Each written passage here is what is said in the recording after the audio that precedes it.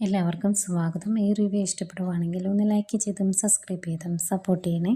അപ്പോൾ നന്ദുവിന് വേണ്ടി അനി മേടിച്ച ആ നെക്ലേസ് ജാനകിക്കാണ് എന്ന് ജാനകി തെറ്റിദ്ധരിക്കുന്നു. ഒരുപാട് സന്തോഷത്തോടെ അതെടുത്ത് അണിയുന്നുണ്ട്. എന്നിട്ട് അനിയോട് പറയുവാണ്, ഇന്ന് പുറത്ത് പോയി നമുക്ക് 3 പേർക്ക് കൂടെ ഫുഡ് കഴിക്കണം, ഇവിടെ വെച്ച് ആഘോഷങ്ങളൊന്നും പറ്റില്ലല്ലോ, അതുകൊണ്ട് പുറത്ത് പോയി ഭക്ഷണം കഴിക്കാമെന്ന് പറയുവാണ്. അന്നേരം അനി പറയുന്നുണ്ട്, വേണ്ട അമ്മ, അതിൻ്റെ ഒന്നും ആവശ്യമില്ല, ഇവിടെ ആഘോഷങ്ങളൊന്നും ഇല്ലല്ലോ, അതുകൊണ്ട് വേണ്ട എന്ന് പറയുമ്പം ജാനകി സമ്മതിക്കുന്നില്ല കേട്ടോ. ഞങ്ങളുടെ ഒരേ ഒരു മോനാണ് നീ, നിൻ്റെ കൂടെ നമ്മളിന്ന് പുറത്ത് പോകും, നീ കൂടെ വന്നേ പറ്റുള്ളൂ എന്ന് നിർബന്ധിക്കുന്നു. എന്നിട്ട് നീ വന്നില്ലെങ്കിൽ വിഷമാവും എന്നൊക്കെ പറഞ്ഞിട്ട് ആ നെക്ലേസ് ഭയങ്കര സന്തോഷത്തോടെ എടുത്തുകൊണ്ട് പോകുന്നുണ്ട്. ഞാൻ ഏട്ടനെയും കൂടി ഒന്ന് കാണിക്കട്ടെ, നീ എനിക്ക് ഇത്രയും വലിയൊരു ഗിഫ്റ്റ് തന്നു എന്ന് പറഞ്ഞാൽ വിശ്വസിക്കുകയല്ല ഏട്ടൻ, ഏതെല്ലാം കൊണ്ട് കാണിച്ചിട്ട് വരാമെന്ന് പറഞ്ഞിട്ടാണ് ജാനകി റൂമിൽ നിന്ന് പോകുന്നത്. പോയി കഴിയുമ്പോൾ എനിക്ക് ആകെ ടെൻഷൻ, ഇനി എന്നാ ചെയ്യും എന്ന് ഓർത്തിട്ട് നന്ദുവിനോട് വരാൻ പറഞ്ഞിട്ടുണ്ടല്ലോ 8 മണിക്ക്, ഇനിയിപ്പോൾ നന്ദുവിനെ വരാൻ പറ്റില്ല എന്നുള്ള കാര്യം അറിയിച്ചേക്കാം എന്നോർത്ത് ഫോൺ വിളിക്കുന്നു. നന്ദു ഫോൺ എടുക്കുന്നില്ല. നേരെ തിരിച്ചേ ഇനി പണി കിട്ടാൻ പോണത് അനിക്കാണ്. ഈ സമയം ആദർശ എൻ ജ്വല്ലറി ചെന്നിട്ടുണ്ട്. അവിടെ ചിലമന്തി നയന് വരച്ചു കൊടുത്ത എല്ലാ ഡിസൈൻസും ഓർണമെൻറ്റ്സ് ആക്കി അവിടെ വെച്ചിട്ടുണ്ട്. ഡയമണ്ട് കളക്ഷൻസ് കുറേ ഉണ്ട് കേട്ടോ.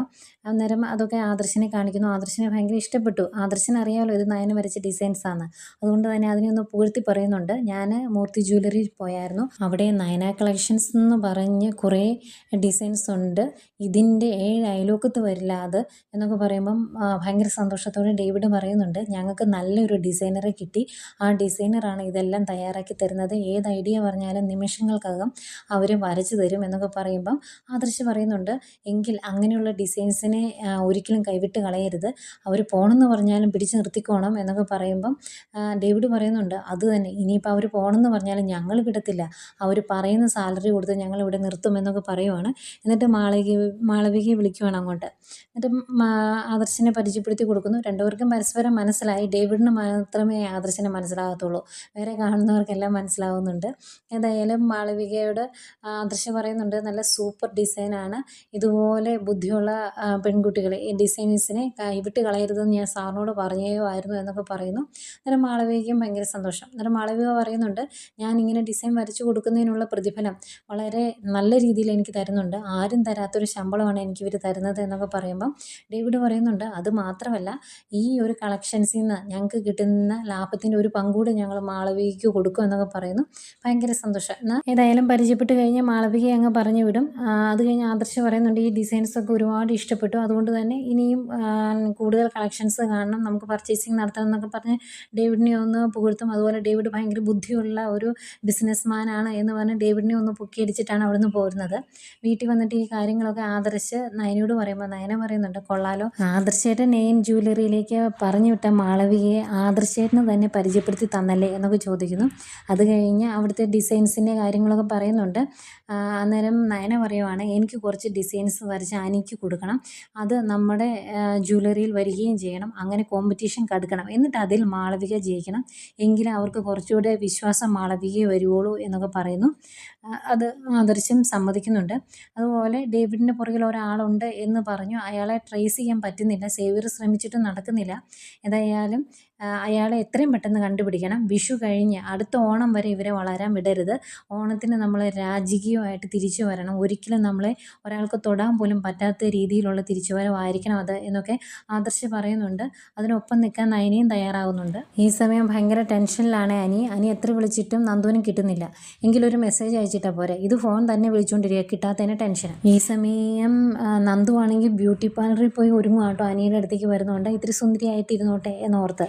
ഏതായാലും പുറത്ത് പോയി ഫുഡ് കഴിക്കണം എന്ന് പറഞ്ഞുകൊണ്ട് തന്നെ ജാനകി റെഡിയായി വരുന്നുണ്ട്. എന്നിട്ട് ജലജിയുടെ വലിയ പൊക്കത്തിൽ പറയുന്നുണ്ട് കേട്ടോ, ഇങ്ങനെ ഡയമണ്ട് നെക്ലേസ് എൻ്റെ മകൻ സമ്മാനമായിട്ട് തന്നു, അവൻ MD ആയതുകൊണ്ട് ആ MDയുടെ സ്റ്റാറ്റസിലുള്ള സമ്മാനമാണ് തന്നത് എന്നൊക്കെ പറയുന്നു. പിന്നെ ഇവിടെ ആഘോഷം ഇല്ലാത്തതുകൊണ്ട് ഞങ്ങൾ പുറത്ത് പോയി ആഘോഷിക്കാൻ തീരുമാനിച്ചു എന്നൊക്കെ പറയുമ്പോൾ ജലജയ്ക്ക് അതങ്ങ് ഇഷ്ടപ്പെടുന്നില്ലേ. ജലജ പറയുന്നുണ്ട്, ഇവിടെ ഇനിയിപ്പോൾ ആഘോഷങ്ങളൊന്നും കാണില്ല എന്നാണ് വിചാരിച്ചത്, നിങ്ങൾ പുറത്ത് പോയി ആഘോഷിക്കുന്നത് ഞങ്ങൾക്ക് അറിയില്ലായിരുന്നു എന്നൊക്കെ പറയുമ്പം അജയൻ പറയുന്നുണ്ട്, ഇത് ഞങ്ങൾക്ക് താല്പര്യമൊന്നുമില്ല, ഇവൾക്ക് വാട്ടെ, ഇവൾക്ക് എപ്പോഴും ആഘോഷിക്കണം, അത്രയേ ഉള്ളൂ, അതുകൊണ്ടാണ് ഞങ്ങൾ പിന്നെ കൂടെ അങ്ങ് നിൽക്കുന്നതേ ഉള്ളൂ എന്നൊക്കെ പറയുന്നുണ്ട്. ഏതായാലും അവർ പുറത്ത് പോയി ആഘോഷിക്കാൻ തീരുമാനിക്കുന്നു. ജലജ അതിനകത്ത് കുത്തിത്തിരിക്കാനൊക്കെ നോക്കുന്നുണ്ട്. പക്ഷെ നടക്കുന്നില്ല. അവർ പുറത്തേക്ക് പോവുകയാണ്. അവർ പോയി കഴിയുമ്പോഴേക്കും അവൾ അത്രയ്ക്ക് അങ്ങ് സന്തോഷിക്കണ്ട, ഇവിടെ ഒരുത്തിയുണ്ടല്ലോ, അവളുടെ എങ്കിലും മനസ്സമാധാനം ഞാൻ കെടുത്താൻ പറ്റുമോ നോക്കട്ടെ എന്ന് പറഞ്ഞിട്ട് നേരെ ദേവേനയുടെ അടുത്ത് നിന്ന് ദേവേനയോട് പറയുന്നുണ്ട്, ഇവിടെ ഓരോരുത്തർ ആഘോഷിക്കാനായി പുറത്തു പോയി, വെഡ്ഡിങ് ആനിവേഴ്സറി ആഘോഷിക്കാനായി എന്ന് പറയുമ്പോഴാണ് ദേവയാനി ജാനകിയുടെ വെഡ്ഡിങ് ആനിവേഴ്സറി ആണ് എന്നുള്ള കാര്യം ഓർക്കുന്നത്. അന്നേരം അയ്യോ വെഡ്ഡിങ് ആനിവേഴ്സറി ആല്ലേ, ആ കാര്യമൊക്കെ അങ്ങ് മറന്നു, എന്താണെങ്കിലും ഒരു കേക്കെങ്കിലും മേടിച്ച് മുറിക്കേണ്ടതായിരുന്നു എന്നൊക്കെ പറയുമ്പോൾ, ഇനി മുറിക്കാൻ നിൽക്കേണ്ടതെന്ന് ഞാൻ പറഞ്ഞല്ലോ, അവർ ആഘോഷിക്കാനായിട്ട് പുറത്തു പോയി. അതുപോലെ MD ആയതിൻ്റെ നല്ല മാറ്റമുണ്ട് അനിയുടെ സ്വഭാവത്തിൽ. അവൻ വലിയ ഡയമണ്ടിൻ്റെ നെക്ലേസൊക്കെയാണ് സമ്മാനമായിട്ട് കൊടുത്തത്. ഈ വീട്ടിൽ ഇത്രയും പ്രശ്നങ്ങളുള്ളപ്പോൾ അച്ഛൻ്റെ ബർത്ത്ഡേയും പിറന്നനാളും ഒന്നും നമ്മൾ ആഘോഷിക്കാത്തപ്പോഴാണ് അവർ ആഘോഷങ്ങൾ നടത്തുന്നത് എന്നൊക്കെ പറഞ്ഞ് ദേവയാനി ഒന്ന് എരികേറ്റാൻ നോക്കുന്നുണ്ട്. എന്നിട്ട് പറയുന്നുണ്ട്, ഇനിയിപ്പോൾ ആദർശ് തിരിച്ചു വന്നാലും അനി ആ സ്ഥാനമൊന്നും വിട്ടുകൊടുക്കുമെന്ന് എനിക്ക് തോന്നുന്നില്ല. അവൻ്റെ അമ്മ അത്രയും കൂടെ സമ്മതിക്കത്തുമില്ല ഇനി ആ സ്ഥാനം വിട്ട് കളയാൻ എന്നൊക്കെ പറയുമ്പം ദേവയാനി പറയുന്നുണ്ട്, നീയോ നിൻ്റെ മകനോ അല്ല ആനി, നിന്നെയും നിൻ്റെ മകനെയും ഒക്കെ അരച്ച് കലക്കി കുടിച്ചവളാണ് ഞാൻ. അതുകൊണ്ട് എൻ്റെ അടുത്തേക്ക് വന്ന് വിഷം തുപ്പാൻ നിൽക്കണ്ട. ഇതൊക്കെ നിൻ്റെ മരുമകളുടെ അടുത്ത് നടക്കും, എൻ്റെ അടുത്ത് നടക്കില്ല. അതുകൊണ്ട് നീ നിൻ്റെ കാര്യം നോക്കി പോകാൻ നോക്ക്. അനി ഇപ്പോൾ ആ സ്ഥാനത്ത് നിന്ന് മാറിയില്ലെങ്കിലും ആദർശിന് കുഴപ്പമൊന്നുമില്ല. അവൻ്റെ സ്ഥാനം മോഹിച്ചല്ല ആദർശ് ജീവിക്കുന്നതെന്നൊക്കെ പറഞ്ഞ് 2 ചീത്ത പറഞ്ഞിട്ടാട്ടോ ദേവയാനി ജലജ വിടുന്നത്. ജലജയ്ക്ക് അതങ്ങ് ഇഷ്ടപ്പെട്ടിട്ടില്ല. അവിടെ ഒന്ന് പ്രശ്നം ഉണ്ടാക്കാൻ വേണ്ടി ശ്രമിച്ചതാണ്. നടക്കാത്തതിൻ്റെ വിഷമത്തോടെ അവിടെ നിന്ന് പോകുന്നു. ഇത്രയൊക്കെ പറയുന്നുണ്ടെങ്കിലും ദേവയാനിക്ക് ചെറിയൊരു വിഷമം ഉണ്ടെന്ന് തോന്നുന്നു. പിന്നീട് ജാനകിയും അവരെല്ലാവരുടെ പുറത്ത് വന്ന് ഫുഡ് കഴിക്കുന്നതാണ് കാണിക്കുന്നത്. ജാനകിക്ക് ഭയങ്കര സന്തോഷം.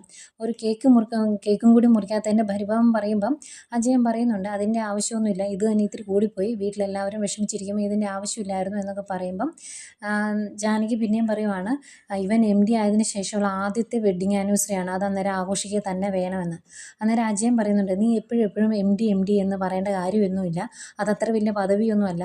ആദർശ് വന്നു കഴിഞ്ഞാൽ അവൻ ആ സ്ഥാനം ഒഴിഞ്ഞു കൊടുക്കണം, അതങ്ങനെയാണ് വേണ്ടത് എന്ന് പറയുമ്പം അതങ്ങ് ഇഷ്ടപ്പെടുന്നില്ല ജാനകിക്ക്. അന്നേരം അനി പറയുന്നുണ്ട്, ഇനിയിപ്പോൾ അമ്മയുടെ അനുവാദമൊന്നും ഞാൻ ചോദിക്കത്തില്ല, എൻ്റെ ഏട്ടൻ വന്നു കഴിഞ്ഞാൽ ഞാൻ ഈ സ്ഥാനം അങ്ങ് ഒഴിഞ്ഞു കൊടുക്കുമെന്ന്. അന്നേരം അജയൻ പറയുന്നുണ്ട്, ഇവൾക്ക് ആക്രാന്തമാണ്, കാരണം ഇവളുടെ കുടുംബപരമായിട്ട് എല്ലാവരും അങ്ങനെയൊക്കെ തന്നെയാണ്. ഇവർക്ക് കിട്ടാത്ത സ്ഥാനങ്ങൾ കിട്ടിക്കഴിയുമ്പോൾ അത് വിട്ടുകൊടുക്കാൻ ഭയങ്കര ബുദ്ധിമുട്ടാണ്.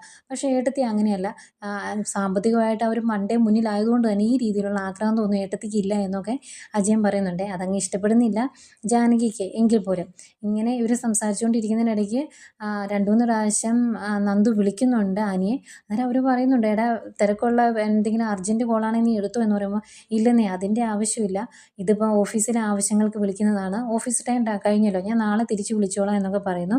അന്നേരം അനിയെ വിളിച്ചിട്ട് കിട്ടാത്ത സങ്കടത്തിൽ നിൽക്കുന്ന നന്ദുവിനെ കാണിക്കുന്നുണ്ട്. എനിക്കാണെങ്കിൽ അങ്ങോട്ട് തിരിച്ച് വിളിക്കാനും പറ്റുന്നില്ല. എന്നാൽ പിന്നെ എന്തെങ്കിലും മെസ്സേജ് അയച്ചിടണ്ടേ, അതും ചെയ്യുന്നില്ല. ആകെ ടെൻഷനിലിരിക്കുവാണ് അനി.